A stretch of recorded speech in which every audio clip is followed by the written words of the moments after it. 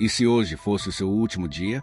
Você saberia com certeza onde sua alma estaria depois do último suspiro. Confesso que nunca imaginei que essa pergunta pudesse me assombrar tanto, até o dia em que encarei a morte de perto. Meu nome é George Clayton. Nasci e vivi toda a minha vida em Albany, Nova York. Por mais de 4 décadas, fui um rosto familiar em uma tradicional igreja evangélica. Estava sempre por ali, liderando louvor, participando de reuniões de oração, visitando famílias, organizando eventos. O banco da frente era meu lugar fixo aos domingos. Para muitos, eu era um exemplo a ser seguido. Talvez você conheça alguém assim. Talvez até se veja nessa descrição. Mas havia algo que ninguém sabia, nem mesmo eu queria encarar. Por trás da imagem respeitável, algo dentro de mim estava profundamente desalinhado. Eu criticava os católicos pelas imagens que reverenciavam, apontava falhas nos irmãos como se estivesse acima deles. Meu discurso era afiado, sempre pronto para defender o que eu achava ser verdade absoluta. Mas por dentro, meu coração estava envenenado por um orgulho que se disfarçava de zelo espiritual. Minha vida seguia um padrão rigoroso. Acordava cedo, vestia minha melhor camisa social, lia passagens da Bíblia que reforçavam minhas próprias convicções e tomava meu café forte e amargo. Discutia teologia com uma autoridade que beirava a arrogância. Gostava de ser ouvido, citado, consultado. Quando um visitante aparecia na igreja, eu o cumprimentava com entusiasmo, mas no fundo, era só mais uma chance de reforçar minha reputação. O ministério era meu palco, o púlpito, meu trono, o microfone, meu cetro. Minha esposa, Marta, era meu suporte mais fiel. Mas nossos filhos, já adultos, carregavam um olhar distante. Não eram rebeldes, apenas não conseguiam se enxergar na fé rígida e sufocante que eu praticava. Nunca percebi o quanto meu perfeccionismo religioso havia afastado justamente aqueles que eu mais deveria amar. Dizia que tudo era por Deus, mas hoje sei que, na verdade, era tudo por mim. Minha relação com Deus era superficial. Eu orava, jejuava, lia a Bíblia, sempre com segundas intenções. Queria reconhecimento, ajudava para ser notado, me envolvia para manter meu status. Nunca deixei de ir à igreja, nunca me desviei. Pelo contrário, sempre estive lá, mas por dentro havia um abismo. Confundi religião com fé, rotina com devoção, visibilidade com intimidade com Deus. Talvez você já tenha sentido isso. Aquela dúvida que assombra, aquela pergunta que ecoa quando tudo está quieto. Será que minha fé virou só um hábito? Eu achava que estava seguro, até que de repente tudo mudou. E mudou de um jeito que eu jamais esperaria. Aquele dia começou como qualquer outro. Compromissos, reuniões, visitas. Coloquei minha gravata favorita, tomei meu café e saí. Tudo normal, até demais. No final da tarde, o cansaço bateu pesado. Uma pressão no peito. Ignorei. Achei que fosse estresse. Mas o corpo fala. E naquela noite, enquanto revisava um esboço no escritório da igreja, uma dor atravessou meu peito como uma lâmina. Os braços formigaram. A visão escureceu. O ar me faltava. Tentei levantar, mas minhas pernas falharam. Ali tudo começou a ruir. Tentei orar, mas o que saía da minha boca eram apenas frases decoradas. Nenhuma paz, só medo. Um medo como nunca senti. E não era o medo da morte, era o medo da dúvida. E se eu não estiver pronto? E se tudo o que vivi não for suficiente diante de Deus? O coração batia como se quisesse rasgar meu peito. E então silêncio. Um vazio, como se alguém tivesse desligado a energia do meu corpo. Mas minha consciência continuava. Eu via tudo, ouvia tudo. Mas já não estava ali. Me vi deitado, imóvel, com os olhos entreabertos e um filete de sangue no canto da boca. Estava morto e, ao mesmo tempo, mais consciente do que nunca. A dor física havia cessado, mas uma nova dor surgia, da alma. Uma angústia densa, como se uma verdade estivesse prestes a ser revelada, e eu já soubesse, no fundo, que ela me devastaria. O tempo parecia ter parado. O relógio digital marcava 7h29 da noite. O telefone tocava longe. Ninguém atendia. E eu, preso entre dois mundos, gritava sem voz, pensava sem ser ouvido. E então, como uma neblina densa, uma escuridão começou a se formar. Não era apenas ausência de luz, era como se a luz estivesse sendo arrancada do ambiente. E eu sabia que aquilo era só o começo. O ar mudou. De repente, ficou pesado, quase palpável. Não era um peso físico, mas uma pressão interna, como se meus próprios eus ganhassem forma e começassem a me cercar. E o mais doloroso era que não havia como fugir deles. Nada do que eu havia feito, dito ou conquistado parecia suficiente naquele instante. Nenhuma posição, nenhum sermão, nenhuma boa intenção servia como defesa. Restou apenas um silêncio denso e a certeza de que algo muito maior estava prestes a acontecer. A escuridão não era apenas ausência de luz. Ela parecia viva, carregando consigo uma consciência que me conhecia melhor do que eu mesmo. Cada sombra parecia me observar, como se esperasse uma resposta que eu nem sabia qual era. O tempo ali era diferente. Um único segundo parecia durar uma eternidade. E nesse vácuo de som e luz, uma presença começou a se manifestar. No início, era sutil, uma sensação quase imperceptível, como quando você sente alguém te observando mesmo sem vê-lo. Não havia forma, nem som, mas meu espírito reagiu. Era como se algo sagrado estivesse se aproximando. Não era medo comum, era reverência. Um temor puro, profundo, que nascia diante de algo que eu sabia ser infinitamente maior do que eu. Aos poucos, a escuridão começou a se dissolver. Como uma névoa diante do nascer do sol, uma luz começou a se formar. Mas não era uma luz comum. Ela não feria os olhos, era viva, pulsante, como se respirasse. E mais do que iluminar, ela me examinava. Penetrava cada canto da minha alma, revelando tudo o que eu escondia até de mim mesmo. Nada escapava. Intenções, motivações, vaidades. E então uma pergunta me atravessou. E se esse fosse o momento do acerto de contas, estaria eu pronto para ouvir o que Deus tinha a dizer sobre minha vida, o que quer que estivesse batendo dentro de mim, alma, espírito, ou o que restava da minha consciência, parecia prestes a explodir. A luz tomou conta de tudo ao meu redor. Não havia mais escuridão. E do centro daquela luz, ele apareceu. Não precisei de apresentações.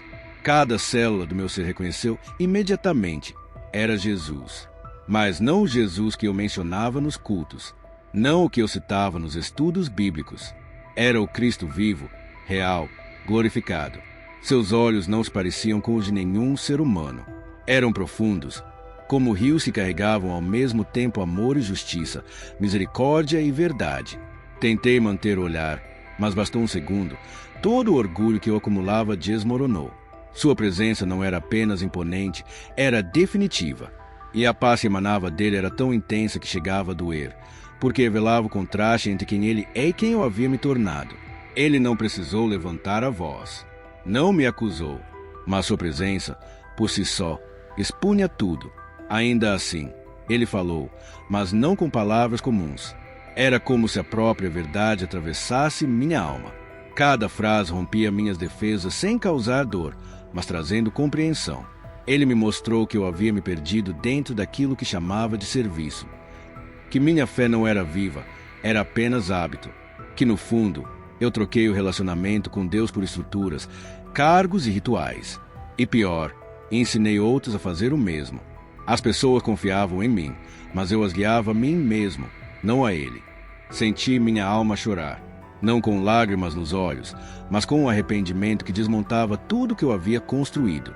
Toda pregação bonita, todo gesto de aparente devoção, era vaidade disfarçada. E então ele me mostrou mais. Imagens começaram a surgir. Cenas do passado, momentos em que tratei objetos com mais reverência do que entreguei meu coração. O microfone, o púlpito, o óleo, a cadeira da frente. Tudo isso, aos poucos, havia se tornado ídolo, não externamente, mas no coração. Jesus me olhou, não com raiva ou frieza, mas com uma dor silenciosa, profunda. Um olhar que dizia tudo sem precisar de palavras. Eu sempre estive aqui, mas você preferiu os símbolos a mim. E foi nesse instante que compreendi o quanto a idolatria pode se esconder nas práticas que chamamos de santas. Eu apontei o dedo para imagens externas, mas ignorei os altares que levantei dentro de mim.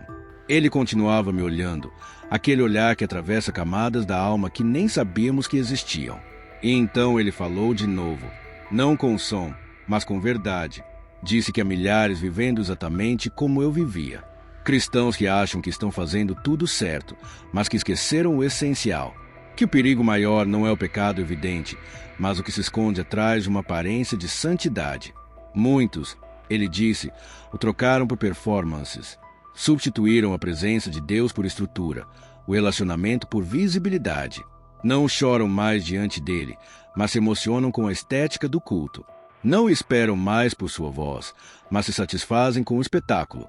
Cada palavra que ele dizia parecia arrancar minhas camadas uma a uma. Não havia como argumentar, não havia escapatória. Eu sabia que ele estava certo. Naquele momento, flashes da minha caminhada começaram a se revelar.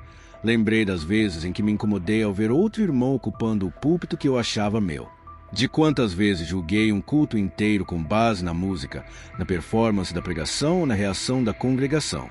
E se algo não me agradava, eu decretava, Deus não estava presente. Como se eu fosse o critério para medir a presença do Espírito Santo. Jesus me mostrou que, sem perceber, eu havia transformado o ministério em um espelho do meu ego. E o mais grave, havia ensinado outros a fazerem o mesmo. Foi aí que ele disse algo que me desmontou por dentro. A idolatria não começa no altar, começa no coração. E um coração que não se dobra diante de mim vai se curvar diante de qualquer coisa que ocupe o lugar que é só meu. Então, diante de mim, como se surgisse em outra dimensão, apareceu uma espécie de mural da minha própria história. Cenas do meu passado se desenrolavam, pregações que mexeram com a emoção das pessoas, mas eu fiz buscando reconhecimento.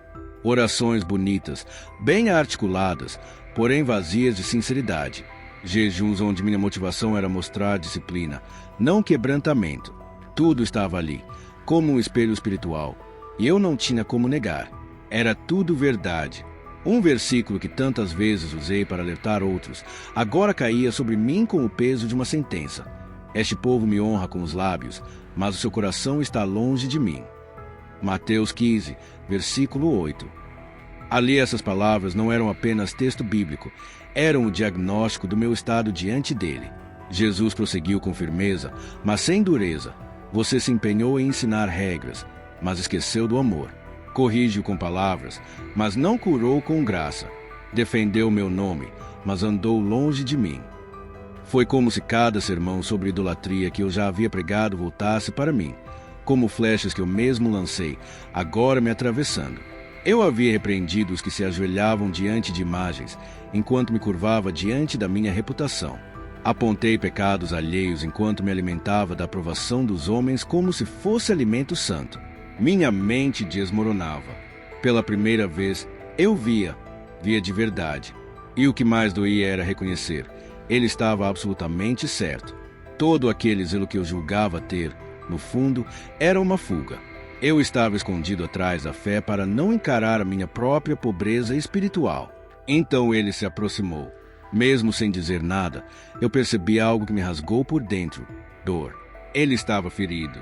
Não por causa de um erro qualquer, mas por eu ter vivido como se estivesse tudo certo, por ter arrastado outros comigo. Porque o engano vestido de verdade destrói com muito mais força do que o pecado escancarado. Naquele instante, eu só queria desaparecer, começar do zero, apagar cada palavra que eu havia dito em nome de Deus, mas que na verdade só alimentava meu próprio ego. No fundo, eu sabia, nada seria como antes. A experiência de estar diante dele era tão intensa, tão absoluta, que parecia impossível voltar. Eu não tinha corpo, não havia tempo, nem espaço. Era apenas espírito e verdade. Mas então algo começou a puxar. Uma força invisível, irresistível, me arrastava de volta. Eu não queria sair dali. Pela primeira vez em toda a minha vida, eu estava sem máscaras e ao mesmo tempo envolvido pela presença mais real que já havia sentido. Mas não tive escolha. Foi como cair de um lugar muito alto, sem saber se haveria chão para interromper a queda. Vi meu corpo cada vez mais próximo, como se fosse um velho conhecido do qual eu havia me distanciado. Um peso estranho tomou conta de mim. Dor, confusão, barulho. A luz se apagou e eu acordei. O som abafado de vozes agitadas me cercava. Estava em um hospital. Um médico repetia meu nome em voz alta. Senti tubos, cheiros fortes, um aperto insuportável no peito. Estavam tentando me estabilizar. Tive um infarto, disseram. Fiquei clinicamente morto por alguns minutos, mas ninguém sabia onde eu realmente havia estado. Estar vivo deveria ser motivo de alívio, mas não era. Meu corpo estava ali, mas minha alma ainda estava em pedaços. Eu havia voltado, sim, mas algo dentro de mim havia ficado lá. Cada lembrança, cada palavra de Jesus, cada olhar dele estava gravado em mim com fogo. Eu chorava, mas ninguém entendia por quê. Não era dor física, era arrependimento, vergonha, confronto. Era o peso de ter olhado nos olhos da verdade. Nos dias que se seguiram, enquanto me recuperava, fui engolido por um silêncio desconhecido. Não conseguia mais orar como antes. As palavras que antes fluíam com tanta facilidade agora pareciam ocos rituais. Eu sabia, o encontro havia desfeito tudo que era superficial. E depois de ter experimentado o real, o vazio da religiosidade já não me servia mais. O mais difícil depois daquela experiência foi tentar compartilhar o que vivi. As palavras simplesmente não pareciam suficientes. Quando contei à minha esposa, ela me ouviu com atenção, mas a confusão em seus olhos era evidente. Quando disse que havia visto Jesus e que ele me mostrou a verdade sobre minha fé, que ela era construída em aparência e não em essência, ela tentou me consolar. Disse que eu sempre fora um homem de Deus, alguém admirado por todos. Mas eu sabia, aquilo já não era suficiente. A admiração das pessoas nunca foi garantia de um coração alinhado com o céu. Percebi então o quão difícil seria traduzir algo tão espiritual para uma linguagem que outros pudessem compreender. Como explicar que tudo aquilo que parecia certo por tantos anos, na verdade, estava profundamente equivocado? Ao voltar para a igreja, nada mais parecia o mesmo. Os detalhes que antes passavam despercebidos agora saltavam aos meus olhos. Vi como o púlpito era tratado com reverência, mas corações quebrados eram ignorados. Percebi canções altas, orações bem formuladas, mas sem essência. Era como se eu tivesse começado a ver por detrás da cortina, a religião escondida atrás da fé. Compartilhei minha experiência com alguns líderes. Alguns escutaram em silêncio, outros desviaram o olhar. Um pastor chegou a sugerir que tudo podia ter sido um delírio, fruto do estresse e do trauma. Pediram que eu descansasse, que não levasse tão a sério essas coisas. Mas dentro de mim, eu sabia, eu estive lá, eu vi, eu ouvi.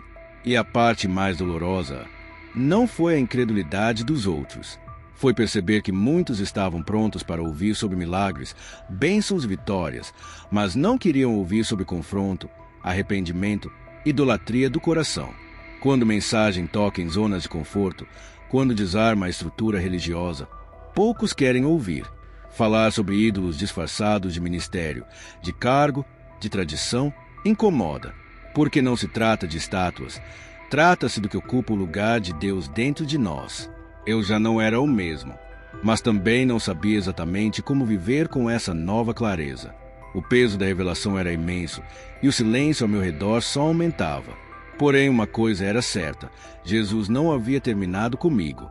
Aquilo que vivi não foi o fim. Era apenas o início, não de uma simples mudança de hábito ou de um compromisso de início de ano.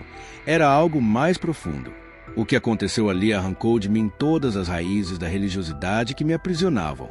Eu não precisava apenas mudar, eu precisava nascer de novo. Continuei indo à igreja, mas com outro espírito. Pela primeira vez, não me importava onde ia sentar. Não buscava visibilidade, nem honrarias. Eu só queria encontrar Deus de verdade. Sem púlpito, sem aplausos, sem cargo. A minha alma ansiava por perdão mais do que por elogios, por presença mais do que por reconhecimento, por arrependimento mais do que por performance. Falei menos, ouvi mais. A Bíblia, que antes era a arma que eu usava contra os outros, agora era o espelho que revelava minhas próprias feridas. Minhas orações mudaram, ficaram simples, reais. Às vezes, só dizia: Senhor, me perdoa, me ensina a te amar de verdade. Alguns me estranharam, outros se afastaram, mas surpreendentemente, alguns se aproximaram. Gente que também estava cansada de viver um evangelho de aparência. Pessoas machucadas por líderes como eu havia sido. Pessoas feridas por uma fé que julga, mas não cura. Foi então que compreendi. Meu erro não precisava ser uma sentença final. Ele podia ser o ponto de partida para algo novo. Comecei a visitar pessoas fora do ambiente da igreja. Não para evangelizar no molde antigo, mas para ouvir, para chorar junto, para mostrar que Deus não se limita a um templo bonito ou a uma agenda de cultos. Ele se revela onde há sinceridade, onde há sede, onde há arrependimento. Hoje compartilho minha história não para que me admirem, mas para que ninguém precise chegar ao fundo do poço espiritual como eu cheguei. A verdade é que não se trata de religião, nem de estrutura. Se trata dele, de um Cristo vivo que ainda se revela àqueles que acham que estão no caminho certo, mas estão perdidos. E se você está ouvindo isso agora, talvez não seja por acaso. Já parou para refletir sobre o que tem ocupado o lugar de Deus no seu coração? Será que sua fé virou rotina? Será que, sem perceber, você tem adorado a posição, o costume, o líder e não o Criador? A Bíblia diz em Ezequiel 14, versículo 3: Filho do homem, estes homens levantaram ídolos em seus corações. A idolatria mais perigosa não é a que está diante dos olhos, é a que habita no segredo da alma. E só o Espírito Santo pode nos ajudar a enxergar isso, antes que seja tarde. O que vivi foi um presente disfarçado de choque, uma ferida que me curou, uma dor que revelou a graça. E se eu puder te dizer uma única coisa com o coração despido, não espere o dia da morte para descobrir que construiu sua fé sobre algo que não era Jesus. Peça agora, clame agora, porque Ele ouve, Ele confronta, mas Ele também cura. Muito obrigado por assistir até aqui. Não se esqueça de se inscrever no canal e ativar as notificações para não perder nenhum testemunho. Nos vemos no próximo vídeo.